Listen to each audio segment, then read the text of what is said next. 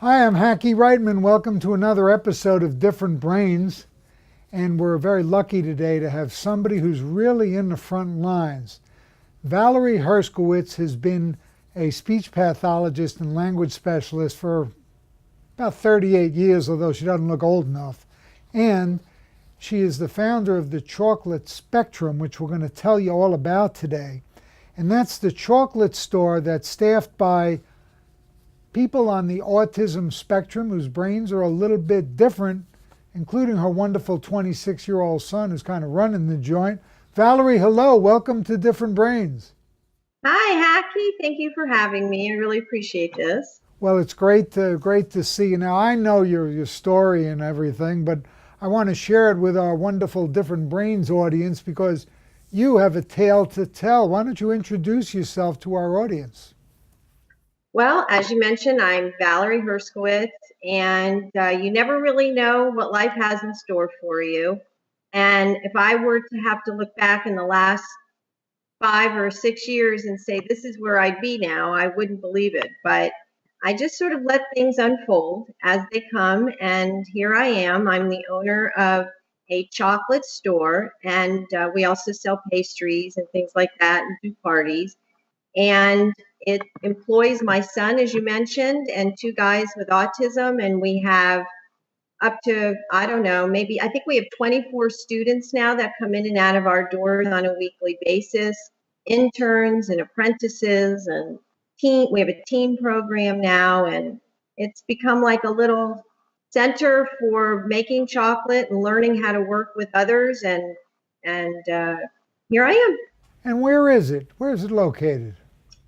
We're in Jupiter, Florida, which is on the northern end of the Palm Beach County line. We're right on the corner of Indiantown Road and I-95 in a shopping center called Jupiter West Plaza. And people from that community know that plaza because there's a Winn-Dixie in there. And I know that you ship out a lot of product too. That's how we started. Yeah, we started out of my house in 2013. And back then, it was just Blake and I. And we started it as a mail order. And also we do shows where we go different places and sell things. And it started as mail order. And to this day, we continue. We have a mail order business, especially around the holidays, that sends out everywhere in the U.S. and all military installations around the world. I want you to tell everybody how they can help you train all of these interns and apprentices and pay your employees and run the business by buying some of your product. How would they do that? So if you want to buy our products, there's a couple of ways you can do it. One, of course, is we have a website. We have an online store. So if you don't live in the Jupiter or Palm Beach area, that would be a great way to do it. It's shop.thechocolaspectrum.com, and you'll see all of our products on there. And we have a area right there you can click and you can see what we have for the holidays, something for everyone. But if you're in the Jupiter area, come by the shop. We have a retail shop, and you can also have a nice look at all of the guys making chocolate or some of our classes. And so those are two great ways of getting our stuff. Or if you're at one of our shows, like we do shows all over the county. When people ask us to come, we bring our treats and we set up a booth and we sell that way. And what if people would like to, what if there's some parents watching or some young teenage entrepreneurs who want to learn that business? Can they come there and get trained? Well, we're very lucky. Because of my background in the therapy area, I was able to secure some terrific grants this year, and we were able to expand our training program to not only include adults, which of course is my primary focus, but now we have a differently abled teen program. And they come, we're doing 16 teens this year in 3-month increments. So right now I'm training our first group of 4 teens, and they come 8 hours a week. Some of it's classroom and some of it's actually apprenticing, where they work with us and they make the stuff that we need them to make. And we have criteria of what they need to do. And when they're done, hopefully they're going to have a lot of skills in the culinary area. And we also do a lot of customer service training to teach them how to wait on customers. So that can help them in other careers if they decide they want to do something else in retail or something like that. We do a lot of training in that area as well. Now, when you're running a business and you're training so many people and everything, and you're doing all this good work, how do you make the decision between in what kind of business entity? Like, in some of our audience is thinking of starting something similar to help others like you do. Do they become a not-for-profit or a profit, or how do they navigate that, and how did you make your decisions? Again, like I said, I never planned for this to be a business where, let alone a business, let alone something I was going to do for the autism community. I got into chocolate just because I used to run a therapy center down in Broward County, and when I sold that and moved up to Palm Beach, I was working part-time. I still work part-time as a professor at Nova University, and I decided to get into chocolate purely for fun. And like I said, one thing led to another. My son got into it, and we ended up making a business out of it. I personally find the food industry, anything dealing with food, to be, it's got its pros and it's got its cons for the special needs community. The pro is that a lot of people who are differently abled and in the autism world happen to like sweets, so that works out. The con of it is that the food industry is a really, really, really tough industry. It's not, there are so many rules and regulations and issues that you have to deal with when it comes to food. We're manufacturers, so we're actually making everything that we sell, right from, not obviously we don't make the chocolate, we buy chocolate, but we make all the confections ourselves, everything. So there's a whole manufacturing component of that. In retrospect, I don't think I would recommend that, except for, certainly not for anyone who's weak at heart. And I would probably recommend that if, let's say, you were a group of people, you were getting together and you had a lot of support. But I've had to learn through the School of Hard Knocks how to do that kind of a business. And it's a little it's pretty demanding, especially if someone my age, with all the commitments that I have. So when I get calls, and I get calls constantly, and I get emails from families, and we talk and we recommend different programs or different possibility of entrepreneurship for their individuals. I don't recommend the food industry right off unless that person has a particular interest or culinary expertise in that area. I would probably go to something else. There's many other different types of businesses that one can go into, but I would probably go into something that doesn't really involve manufacturing, first of all. Well, that's very well said. You know, it's kind of like when sometimes people say to me, well, I want to be an orthopedic surgeon like you do. I said, well, it took about 15 years of training, you know. It's, and like you say, when you're out in the business world, whether it's the very, very tough food industry or many industries, there's a very steep learning curve, and there's a lot of investment involved. That's why it's capitalism also. And it's tough to make businesses succeed, so I salute you. And would you care to share more with us about your son Blake and his different abilities? Absolutely. I'm an open book when it comes to Blake. Well, I don't like to use the term low functioning or high functioning. That's kind of gone out with the wind. We use terms now like high service needs, mid service needs, or low service needs.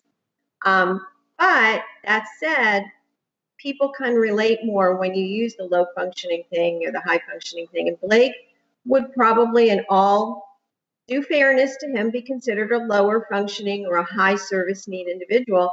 And so finding things for him to do after high school was, well, there just wasn't anything. I mean, literally nothing. And it was just a fluke that he ended up kind of hanging out with me in the kitchen. I didn't ask him to. He had never shown a big interest in the kitchen or anything. Actually, I was never really in the kitchen much myself until I got into this. When I had my therapy center, I actually never cooked. I had to cook, and my husband can't believe that my life is now in the kitchen. He was never one of those kids, like people say, oh, my son with autism, he has this amazing interest, borderlining on obsession, and this, that, or the other thing. And Blake never had one of those.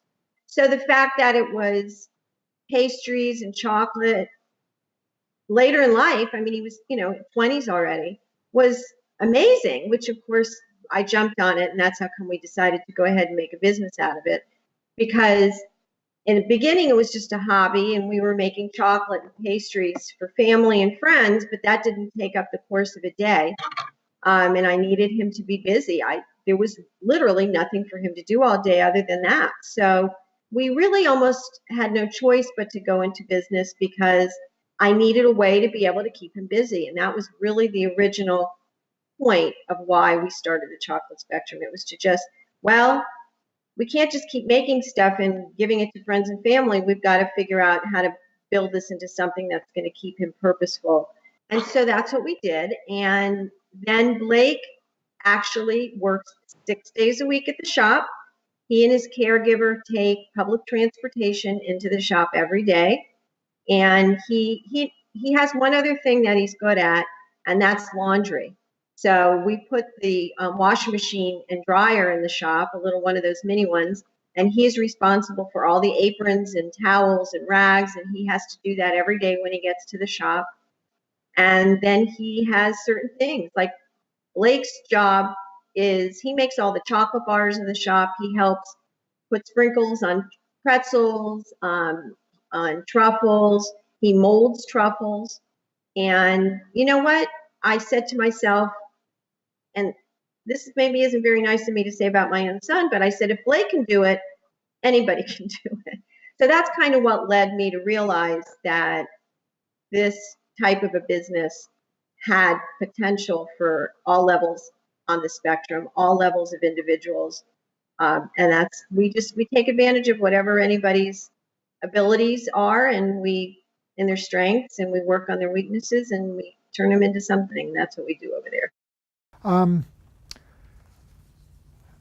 Say in our audience now, someone watching this has a child who's aging out of the system, so to speak. What are the resources? Like, I'm down here in Broward County. Of course, you got Dade County and Palm Beach County. So locally speaking, at least in this Tri-County area, what do you suggest for parents who haven't gone through the process you have and are trying to figure things out? Who do they turn to? What are some of the resources you might recommend might be a bit helpful, although I know it's a tough navigation no matter what you do? Well, it's a tough navigation because it's a short list. That's the problem. And I'm not saying there's nothing. For one thing, the Dan Marino Center has on the east side of Fort Lauderdale, they have a vocationally based school for individuals that qualify for their programs. Also, ARC has a culinary program. ARC of Broward has a culinary program. And other than that, honestly, there's something called adult day training for individuals that are high service needs, but really it's a real short list. And I have to say that if parents are really looking to get their children, first of all, they have to go, the very first thing they need to do is they need to get their kids into vocational rehab, voc rehab. They have to sign up their kids for voc rehab. Now, in the state of Florida, they just passed a program, it's a brand new program called the STARS program through vocational rehab, and it starts with age 14. So if you have a 14-year-old or older in the public school system, you have to go to your public school and tell them that you want your child to be involved with vocational rehab through the STARS program. And the STARS program it's not a complete training program, but they have people, they will give access to people to teach students who are what we call transitioning how to develop a resume, how to work on their social skills, and how to do interviewing skills. So we're just getting into that in Palm Beach now, where we're associated now with the PASS program. Well, that's a great program, and I salute that. Just started. Yeah. Brand new. Well, in fact, if you go to the school, they might not even know about it. You'll have to call Voc Rehab to get more info on it. But it's supposed to be, the schools are supposed to be sending them through vocational rehab starting at age 14. Right. One of our other board members at Different Brains is Debbie Managat, who's got a couple of master's degrees and going for a PhD, and she's on several boards up in Palm Beach County and working hard. She does a lot of the, starting with the infants actually. And you know, in my one of our recent interviews with our mutual friend Temple Grandin, we interviewed her for Exploring Different Brains, and she was just emphasizing, make sure you start early with getting your kid used to working or doing some kind of job. It just, whatever it is, they don't even have to get paid, but you have to get them into it. And part of the problems with our overall one-size-fits-all educational system and society system really is that the youngsters don't get the exposure to different trades and vocations and find out what they might be passionate about, find out what they might be good at, find out what they may have a strength for, find out what they like doing. You know, I mean, the Chocolate Spectrum, Thomas Dairy's Rising Tide Car Wash in Parkland, where all the employees are autistic, and they love doing the work they do. They do a great job washing the cars and trucks. So it's, you know, all of these directions now, I hope, are moving in that direction to try to harness what abilities are there. Well, I think you hit on one very important point, Hackie, and that's we, as a group, we all waited too long to start doing this. And that's why for quite a while now, I've been wanting to focus not only on the adults. I mean, of course, I love my adults and we have a fantastic training program there for them. But I wanted to get with the high schoolers and the middle schoolers because I felt like we needed to start early. Even when I was, many years ago, when I had my therapy center, we had a program called Pathways to Independent Living, and we started life skill training very young. So I was very happy when Children's Services Council of Palm Beach shared our vision and helped us with a grant to start training, not only training, but like you said, exposing individuals for 14 years to 18 years, to be able to expose them not only to the culinary world that we're in, but the retail world and the manufacturing ends of things, and even the shipping and packing end. So when the 16 students that are going to be working with us this year will have a lot of experiences, and it may not end up where they're going to be working in a chocolate shop, but they can take the retail experience or the shipping experience or the culinary experience or the customer service, or even just learning how to work with others. They struggle with that. They struggle with how do we communicate to other colleagues that we're working with in at the same time. So a lot of the social skills have to be worked on. And I hope that there's more initiatives like that going on. I haven't seen a lot of them, but hopefully that there's more initiatives like that going on. I know if you go over to the Renaissance Learning Center, which is housed on the Elves campus up here in Jupiter, their high school program is very vocationally oriented. And I was lucky to get a tour of it probably about a month ago, and I was very impressed with the fact that they're focusing now on the vocational ends of things. So like I said, up here in Jupiter, I know what's going on, but down in other areas, I hope that there's more of that going on. I hope there's more initiatives for the transitioning teens, as we say. Now, do they have much of a presence of CARD, the Center for Autism-Related Disabilities, up where you are? You know, yeah, we're very close to the CARD at FAU. We work very closely with the individuals up there. They're very supportive of us, and I can't thank them enough. They've been right aboard with me since I started this project back in 2013. They have promoted us. They help us get the word out. They come in. They like to buy chocolate. They bring their groups over. Card for us up here, and not only card at FAU, but card at even though UMNSU doesn't technically cover our area. They've jumped on board with our initiatives for adults also right from the beginning. Dr. Alessandre is very, very committed. I found Michael Michael has been just terrific, and when we got to interview him, it was very, very educational for me and inspirational too.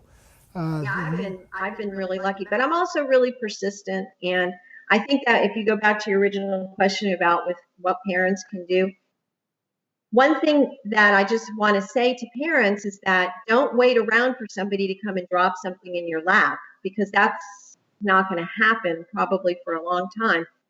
You need to be out there rattling doorknobs and trying to get people to open them to your kids.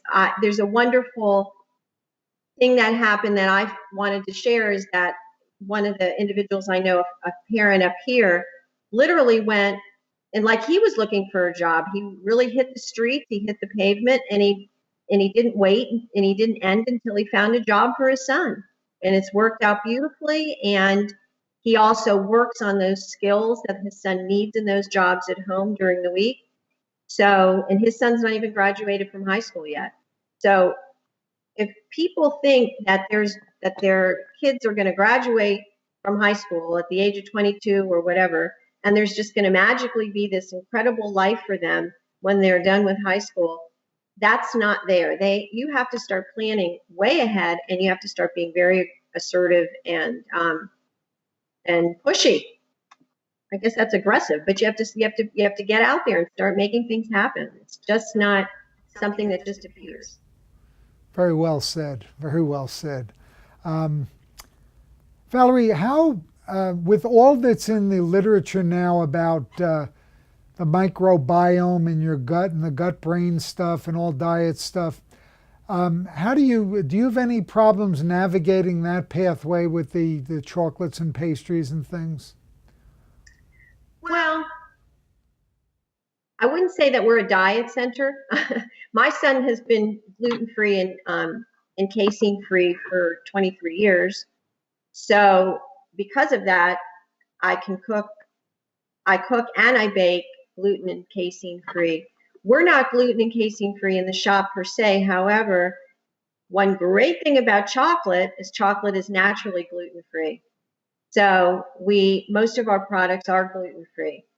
As far as, except for not our pastries, but our chocolate products, for the most part, are gluten-free. I would say 90% of our products are gluten-free, so that helps.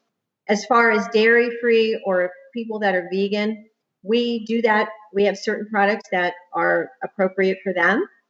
And then from a pastry perspective, we have customers that special order from us, their gluten-free products. So they'll say, oh, I'm having a birthday party. We need 24 gluten-free cupcakes. And so, because like I said, of my background with Blake, having learned to bake gluten-free, we can accommodate them. There's no problem with that. But in the shop itself, I sometimes feel bad for Blake, because if we're baking, he can't taste something. But we always have something for him and for the others that don't eat gluten. Well, that's great. Well, before we close, first of all, I want to thank you very much for being with us here. I would also like you to once again tell the audience where you're located, the name of everything you're doing, how they can get in touch with you, and everything else. Go right ahead. Valerie Herskowitz. All right, Valerie Herskowitz, call me. I'm just kidding. Anyway, but you can call me and order if you feel more comfortable. I had a lady from Alaska call us last night. She didn't want to use the online ordering. So our shop number is 561-277-9886. or you can even call me on my cell. I'll answer any time of the day, like I did for the lady in Alaska last night. 954-980-0134. And we're located, our shop is at 6725 West Indian Town Road, Suite 38, Jupiter, Florida. But for those of you who are watching this and you don't live anywhere near here, our website is thechocolatespectrum.com, and our shopping area, our online shopping, is shop.thechocolatespectrum.com. And I really would love it if you could visit us on Facebook.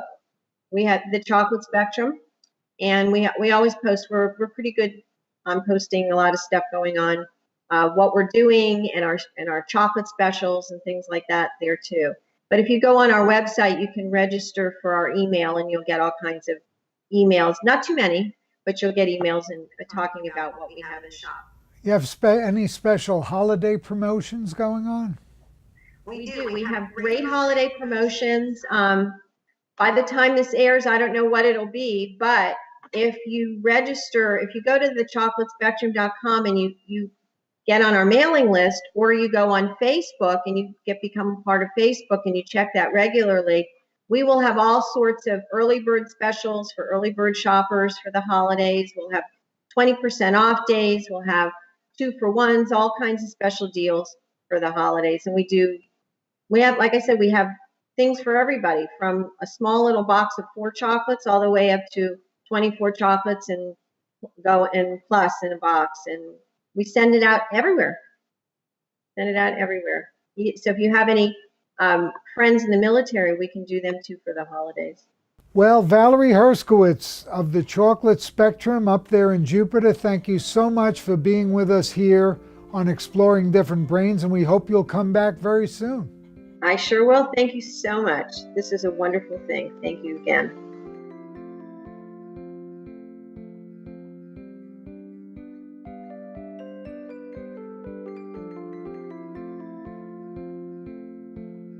Exploring Different Brains is a production of Different Brains, Inc. For more information, visit us at differentbrains.org.